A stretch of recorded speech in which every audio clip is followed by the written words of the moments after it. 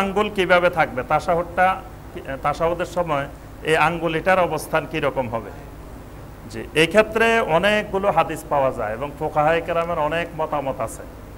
তবে সব মতামতগুলোর মধ্যে সবচেয়ে বিশুদ্ধ যে মতটিকে ওলামায়ে মদিনার ওলামায়ে কেরাম যে মতটিকে সবচেয়ে বিশুদ্ধ বলছেন, সেই মতটি হলো তাশাহুদে বসার পরে, বৈঠকে বসার পরে প্রথম থেকে শেষ পর্যন্ত আঙ্গুলটা কিবলামুখী থাকবে।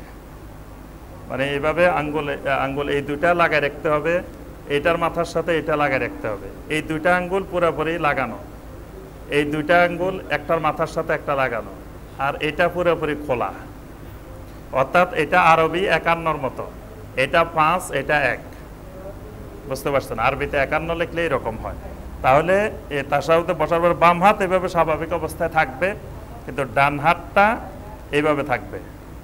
এই দুইটা আঙ্গুল লাগানো, এই দুইটা আঙ্গুল একটার মাথার সাথে একটার মাথা, এটা সোজা। দেখি করেন, দেখি আপনারা। এই দুইটার মাথার সাথে মাথা লাগাই দেন, এই দুইটা একবারে তালুর সাথে লাগাই দেন, লাগাই এটা কিবলামুখী, সোজা কিবলামুখী। একেবারে তাশাহুদে বসার পর থেকে শুরু করে সালাম ফিরানো পর্যন্ত পুরো অবস্থা এইভাবে থাকবে। এরপরে এটা আবার মাঝে মাঝে একটু নড়াচড়া করবে।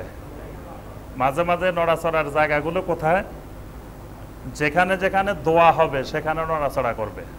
সব জায়গায় কেউ কেউ দেখি যে এমন এমন করে নড়াচড়া, সারাক্ষণ নড়াচড়া। সারাক্ষণ এটা নড়াচড়া হবে না, সারাক্ষণ এটা কিবলামুখী থাকবে। নড়াচড়াটা হবে শুধু দোয়ার জায়গায়। যেমন আপনি শুরু করলেন, সালেহ বিন উসাইমিন রাহিমাহুল্লাহ এই জায়গাগুলো ব্যাখ্যা দিচ্ছেন যে এই জায়গাগুলোর মধ্যে নড়াচড়া করবে। আত্তাহিয়াতু লিল্লাহি ওয়াস সালাওয়াতু ওয়াত তাইয়্যিবাত, এটাতে কোনো নড়াচড়া করবে না। আসসালামু আলাইকা আইয়ুহান নাবিয়্যু ওয়া রাহমাতুল্লাহি ওয়া বারাকাতুহু, আসসালামু আলাইকা যখন বলবেন তখন এটা উপরের দিকে উঠবে, একটু নড়াচড়া করবে। এখানে দোয়া হচ্ছে। এরপরে আসসালামু আলাইনার সময় উঠবে দুই জায়গা। অর্থাৎ আত্তাহিয়াতুর মধ্যে দুই জায়গায় হবে, একটা আসসালামু আলাইকা আইয়ুহান নাবিয়্যু, আসসালামু আলাইকার মধ্যে, আরেকটা আসসালামু আলাইনার মধ্যে। এই দুই জায়গায় এটা নড়াচড়া করবে। দরুদের মধ্যে দুই জায়গায় আল্লাহুম্মা সাল্লি আলা, আল্লাহুম্মা সাল্লি আলা, আল্লাহুম্মা যখন বলবেন তখন এটা উপরের দিকে উঠবে, নড়াচড়া করবে। আবার দুইবার আল্লাহুম্মা আছে, আল্লাহুম্মা সাল্লি আলা, আল্লাহুম্মা বারিক আলা। তাহলে কয় জায়গা হয়েছে? 4 জায়গা। দোয়ায়ে মাসুরার মধ্যে যদি আল্লাহুম্মা ইন্নী আউযু বিকা মিন আযাবিল কবর, এই দোয়ায়ে মাসুরা পড়লে 4 জায়গায় আল্লাহুম্মা ইন্নী আউযু বিকা মিন আযাবিল কবর ওয়া আউযু বিকা মিন ফিতনাতিল মাসিহিদ দাজ্জাল ওয়া আউযু বিকা মিন ফিতনাতিল মাহইয়া ওয়া ফিতনাতিল মামাত আল্লাহুম্মা ইন্নী আউযু বিকা মিনাল মাসামাল। 4টা দোয়া 4 বার নড়াচড়া করবে। তাহলে কয়বার হয়েছে? 8 বার। এই ক্ষেত্রে 8 বার। আবার যদি আল্লাহুম্মা ইন্নী যালামতু নাফসি পড়েন, সেখানে 1 বার আল্লাহুম্মা ইন্নী যালামতু, আল্লাহুম্মা বলার সময় এটা নড়াচড়া করবে।